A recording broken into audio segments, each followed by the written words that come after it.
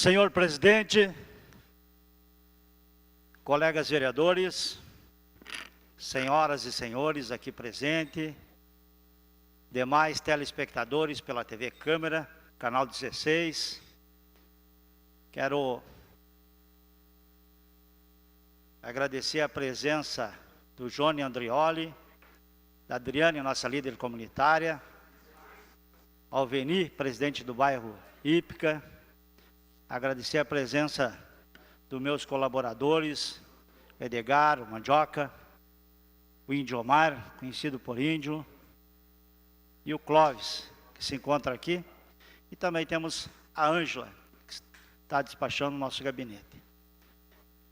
É uma grande satisfação hoje nós fazer nosso grande expediente,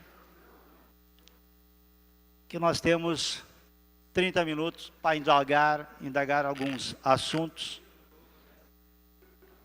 que a gente acha importante para nosso país, nosso estado e nossa cidade. Hoje de manhã, representei a Câmara de Vereadores no CTG Estância Nova, com muito orgulho, fiquei muito satisfeito com a oportunidade que tive, e lá, um belo CTG, uma boa patronagem, um bom café da manhã. E amanhã de manhã quero aproveitar, fazer um convite para todos comparecerem no Moacir da Mota Forte, pois estamos na semana da chama crioula, e é uma tradição gaúcha que nos honra muito. E essa tradição, ela passa as fronteiras do estado e até mesmo do nosso país. Nós moramos num país abençoado por Deus. Um país que tem um clima bom, um solo bom, água abundante, florestas, água doce. Temos vários fatores, várias coisas muito importantes no nosso país, que nos orgulha de nós sermos brasileiros. E tem outros países que têm terremoto, tem terrorismo, maremoto, tufão, trovejão, tudo que é nome que vocês acham que leva a calamidade pública, tem. Né, meu amigo, colega da Lalana? Infelizmente. E a gente fica olhando os outros países com toda a dificuldade que tem, a riqueza dos países. Só que lá, eles não têm corruptos, políticos corruptos. Esse nosso país é muito rico, é um gigante, porque apesar de tudo que acontece com a corrupção, os desvios de dinheiro, nós permanecemos ainda crescendo. Então, são fatores que fazem a gente se orgulhar de ser brasileiro, mas infelizmente a gente se decepciona com a política brasileira, especialmente os de Brasília. Mas digo para vocês que não são todos, não. Tem pessoas lá que são pessoas de índole boa. Só que, infelizmente, na vida é assim. Aqui no Brasil, principalmente, que a gente sabe disso, a metade erra, todos pagam. Uma turma erra, todos pagam. Agora, há poucos dias atrás, eu fui entrevistado por uma emissora aqui da nossa cidade, e perguntaram para mim se eu era a favor ou contra tirar o Temer da presidência. Eu expliquei a minha forma de pensar, e depois eu escutei a matéria, ela só disse, entrevistei o vereador e ele é contra tirar o Temer da presidente da República. Só que a maneira que eu expliquei, e nós sabemos que nas pesquisas, isso é unânime, aproximadamente 87% dos brasileiros querem tirar o Temer da presidência da República. Mas eu, de forma nenhuma, de maneira nenhuma, eu subo aqui nessa tribuna para defender o presidente Temer. Porque quem errou tem que pagar. Se um irmão meu, um filho meu errou, ele tem que pagar. Aqui os vereadores, os melhores amigos meus fizerem coisa errada aqui e ir para uma CPI, eu voto a favor. Tem que pagar pelos seus erros. Só que é o seguinte, a questão do Temer como presidente da República, passou o tempo muito rápido e nessa época, tirar o Temer para a economia do nosso país não é bom. Nós temos que analisar o seguinte, se tirar o Temer, quem é que assume no lugar do Temer? Eleições direta? É inconstitucional. Eleições indireta? Vai botar quem? Quem vai escolher é a cúpula dos partidos? Vão botar um? Que nem o Temer. Vão botar quem? Rodrigo Maia, presidente da Câmara? Também. E quem for botar, pode ser uma pessoa honesta e justa, só que vai trocar todos os ministérios e vai parar o país numa época que o ano que vem tem eleições. Penso que tem que, essa é a minha forma de pensar, tem que cuidar os passos do Temer e deixar ele lá. Termina o mandato dele, ele perde o corpo privilegiado e podem tirar o Temer algemado. Essa é a minha opinião. Aí tirem ele e podem tirar algemado. Eu não estou aqui para defender o Temer. Eu estou aqui pensando no nosso país, na economia do nosso país que cai. O Instituto Brasileiro de Geografia e Estatística, IBGE, ele fez uma pesquisa, há uns 15 dias atrás, que o PIB brasileiro, nesse trimestre, subiu 0,2%. Sinal que a economia, pelo menos, está começando, e segundo esse próprio instituto, começou o país a melhorar, ter mais emprego. Agora, senhores, imagine se começar tudo de novo. O ano que vem tem eleições para presidente da República.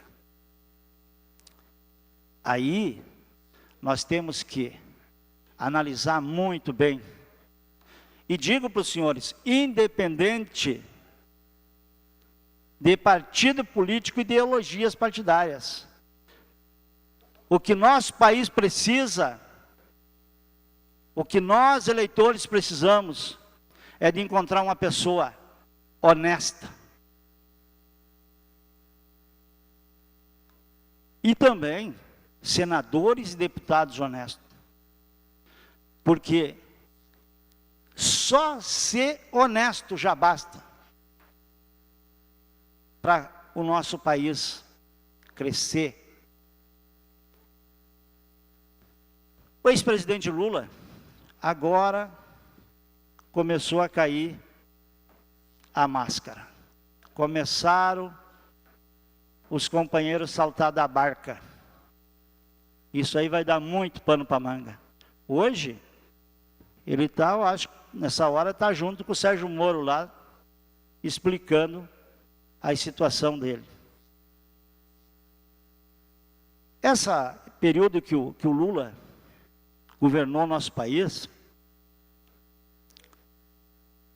todas as obras que ele fez, as obras grandes, tinha corrupção em cima. Todas. Veio para cá o campeonato mundial, fizeram essas estádios de futebol, milhões gastam em cima. Tem estádio de futebol que foi feito 2, 3 partidas na época, e nunca mais jogaram bola nesses estádios. 2,5 bilhões gasto, tal de estádio de Dunas, da Dunas. Então a gente viu no Fantástico, é horrível a situação de tanta ladruagem e desvio de dinheiro. Ele ajudou vários países da esquerda, começou Bolívia, Colômbia, Venezuela, onde era a esquerda, ele estava ajudando. Pois não, vereador Dalalana?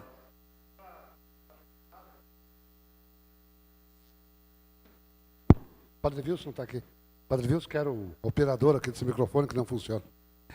Só para colaborar, vereador, o estádio das Dunas, né, é a Arena das Dunas, né?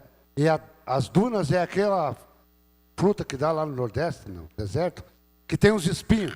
Aí eles aproveitaram para mais uma vez cravar no povo brasileiro. Então cravaram as dunas no povo brasileiro.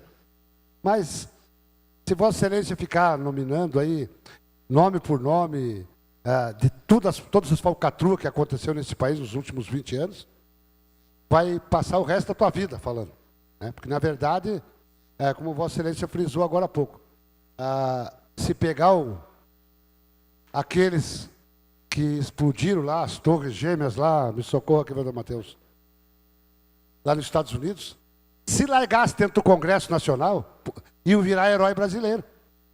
Virar herói brasileiro. Porque não tem quem estava do lado da Dilma, do lado do Temer, entendeu? Porque a Dilma, o Temer, o Lula, o Temer, eles caminham juntos faz quantos anos? Todo mundo sabe que é um bando de falcatrua. Entende? Nós, graças a Deus, partidariamente, não temos nada a ver com isso, né, vereador Paulinho? Mas todo mundo sabe. Quem é que criou esses monstros aí?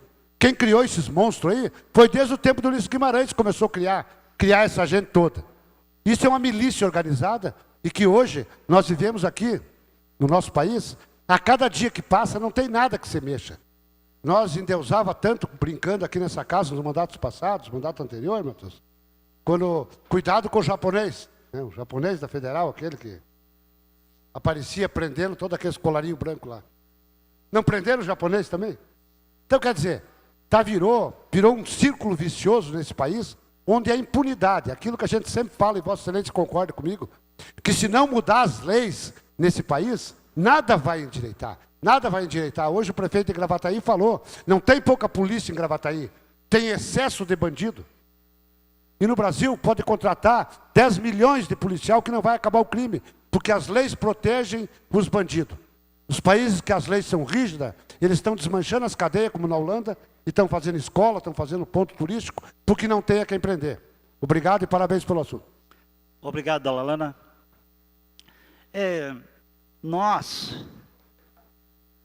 A gente fica analisando a situação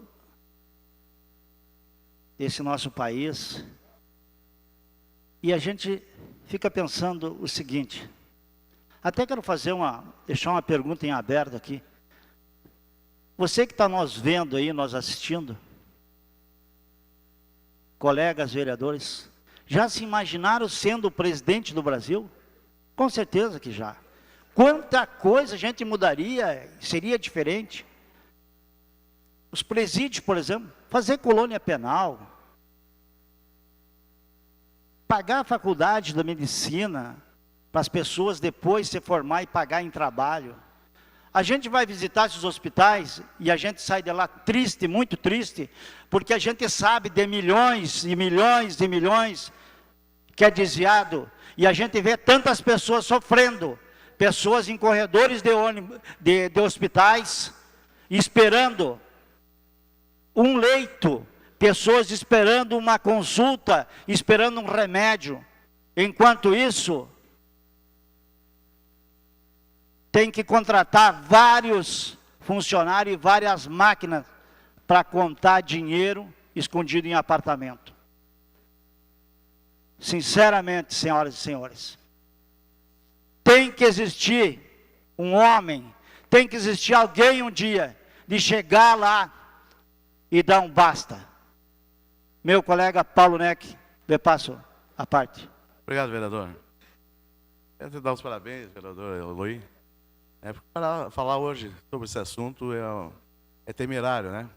Às vezes você pode botar o bom no meio dessa corda, tem vergonha aí, né? Mas essa questão dos médicos, né? Eu sou uma pessoa que sou convidado, vereador Matheus, todos os anos quando acontece uma formatura, né? Para participar da formatura, porque a gente é amigo de bastante gente de Passo Fundo que está fazendo faculdade de qualquer tipo de faculdade, inclusive de medicina. Eu não vou mais. Não vou mais. Já fazem alguns anos, vereador Eloy. Pelo seguinte, o que adianta aquele juramento que os profissionais fazem na hora que estão se formando? Certo? Que ali é a maior mentira que existe na face do mundo. Tanto é que existem vagas disponíveis, colegas vereadores, aqui no Hospital Municipal, e não aparece candidato. E não é só ali, são em vários municípios. Mas voltando à questão política, vereador Eloy, o ano que vem é um ano que todos nós, de forma igualitária, certo? Nós temos o nosso votinho. É a hora, nós não temos leis, vereador Dalla, é a hora de nós fazermos uma limpeza, certo? E essa limpeza nós temos um instrumento, é o nosso voto. Obrigado, vereador Eloy. Obrigado, vereador Paulo Leque. Aproveitar, agradecer a presença do Bira, líder comunitário, que se encontra aqui, e do meu amigo, colega de partido e meu amigo de coração, Coronel Lima. Muito obrigado pela sua presença. Senhores, a gente muitas vezes perde o sono em saber. Nós somos vereadores e nós estamos diretamente junto com a comunidade, com as pessoas, e as pessoas mais sofridas, as pessoas que mais necessitam, quem recebe somos nós. E muitas coisas nós não conseguimos ajudar, e são coisas tão poucas, né? Tão pequenas. Isso aí incomoda a gente. A gente vai para casa, perde o sono, eu sinceramente vou contar para vocês, eu já quase entrei em depressão aqui na Câmara de Vereadores de ver tantas coisas erradas nesse nosso país. Porque a gente, hoje, eu vejo que é totalmente diferente do que a gente pensava. Porque a gente saber que não tem remédio, tem pessoas que estão faltando alimentação. E uma maneira que o Lula usava era Bolsa Família. Eu acredito até que o Lula fazia o seguinte: chamava o compadre dele, que era fazendeiro, estava meio falido, dizia, passa no banco, no BNDES lá, e pega tantos milhões, compra uma fazenda e paga suas contas. Fala o seguinte, compra duas fazendas, pega mais. Uma é minha, daí, mas deixa no teu nome. É o que dá para a gente pensar. Chamou o filho dele, chega de limpar camelo, agora tu vai ser sócio da Petrobras, da Oi, agora tu é filho do presidente da República. Dá para a gente pensar que era assim, pela maneira que ele fazia. Chamou o açougueiro lá e disse, tu vai ficar milionário, tu vai ser dono das maiores frigoríficos do mundo. Só que é o seguinte, os meus políticos, nossos políticos aqui, independente de partido, precisar de dinheiro, tu vai dar, pois o dinheiro não é teu. E outra, pega lá quantos milhões tu quiser, também não é meu. E o povo, eu vou dando Bolsa Família para eles, e assim eu vou indo, né? E assim eu tenho a ajuda do finado Fidel Castro, do presidente da Bolívia, finado também, finado do raio que parta. Já foram todos, a maioria já foi, está faltando algum ainda, né? E é por aí que ele fez o nosso país estar do jeito que está. Aqui no estado do Rio Grande do Sul, a gente muitas vezes vê alguns políticos até jogando combustível mais na fogueira, para ver o que acontece. Mas esses políticos que jogam combustível na fogueira, a maioria são políticos de partidos que ajudaram o nosso governador Sartori se eleger. Aí, quando Sartori se elegeu e eles viram o tamanho que estava o rombo, as dívidas do Estado, porque o Estado, ele arrecada menos do que gasta. Viram? E o Sartori pegou e cortou secretaria de 23, passou para 17, cortou CC e foi cortando, enxugar para poder se manter. E os cargos deles, de repente, não era bem, foi cortado, saíram fora e viraram oposição. Essa é a política da malandragem. E muitas vezes vão para a tribuna e batem no governador. Não lembram que o povo, que as pessoas verem isso aí. O governador Sartori recebeu um estado falido. Tarso Genro gastou 22 bilhões a mais do que o Sartori. Tirou dinheiro que era depositado na justiça para pagar depois, assim que o juiz autorizasse para os pensionistas, tirou 75% do dinheiro que estava na justiça. Tirou 5,2 de empréstimo para obras que a grande maioria não foi construída. E fez um empréstimo comprometendo a folha da arrecadação de impostos. E ainda, no último ano, ele retirou todo o dinheiro da conta única. Que esse dinheiro era arrecadado dos pedágios. E daí, quando ele arrecadou todo o dinheiro que era arrecadado dos pedágios, e essa conta da justiça aí, hoje está avaliada mais ou menos em 12 bilhões. Se o juiz decretar que tem que pagar, eu quero ver de onde que vai sair. Vai cair nas costas do governador Sartori. Porque o outro tirou. Mas quem é o governador hoje? O Sartori. O dinheiro que era de uma conta única dos pedágios, que era para investir em estrada, ele usou também. E inchou o Estado de compadres e companheiros e secretaria. Faliu o Estado. Mas só que isso aí já vem empurrando com a barriga há 40 anos. E agora o último fez isso. O Sartori está fazendo uma coisa certa, séria. E outra. Infelizmente, o Sartori não quer parcelar salário de ninguém. Mas se não tem condições, e até o dia 13, está pagando. Com atraso, mas está pagando. Pagou, Lima, hoje terminou de pagar. Sempre até o dia 13, pagou o salário. Eu fico triste, eu não gostaria que isso acontecesse. O Sartori, tenho certeza que o governador Sartori também. Quem quer fazer parcelar salário de funcionário só para ver os funcionários contra ele? Isso não existe. Mas se não tem, Sartori, no começo, queria tirar a parte que era dos que ganhavam mais. Primeiro os que ganhavam menos. Entraram na justiça, eu acho que vocês têm conhecimento, entraram na justiça, não, todos têm que receber a quantia só, igual para todos. Então são coisas que tem que ser dita, porque não pode subir aqui e só falar o que está errado. Agora vamos falar o que tá dando certo. A menor mortalidade infantil do Estado. Está vindo já empresa para o Estado, assim como a GM em Gravataí. Sartori está lutando, correndo para cima e para baixo, para Brasília, para buscar recurso. Agora, poucos dias atrás, foi para a Alemanha, para buscar empresas para trazer para o Rio Grande do Sul. Está sendo asfaltado 480 quilômetros de asfalto no estado do Rio Grande do Sul.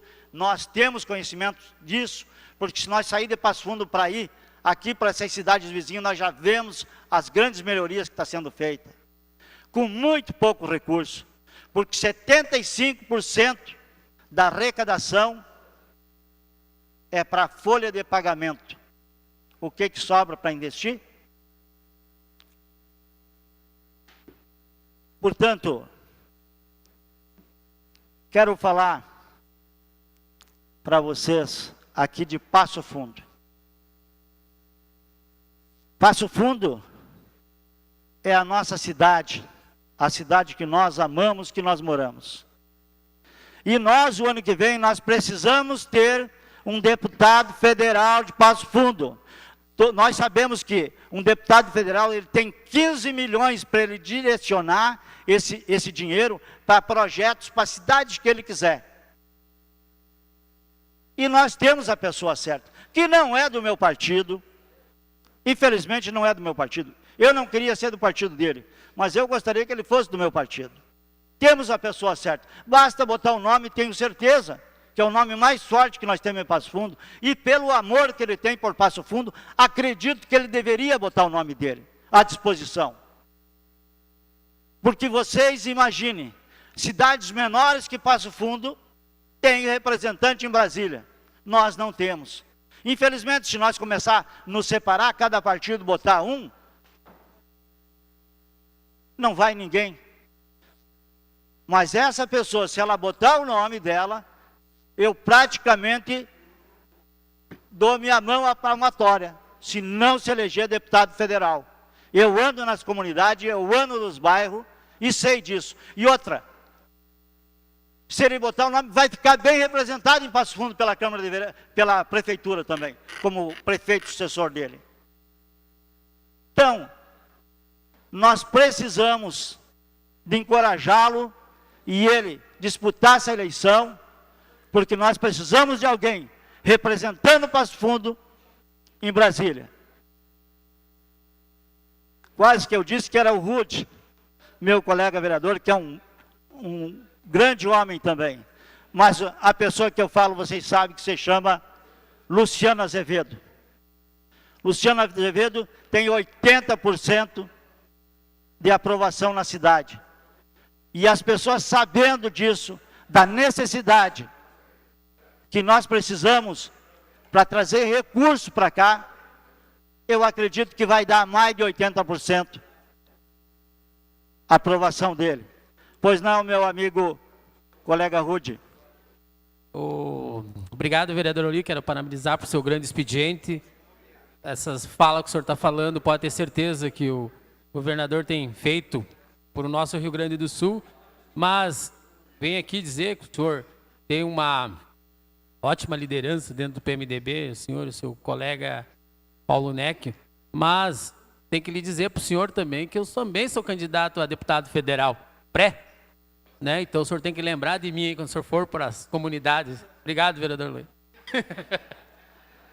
Pois é, também vou dizer isso aí, para mim também é um orgulho, Rude, pela tua coragem, pela tua liderança, botar teu nome à disposição a concorrer a deputado federal.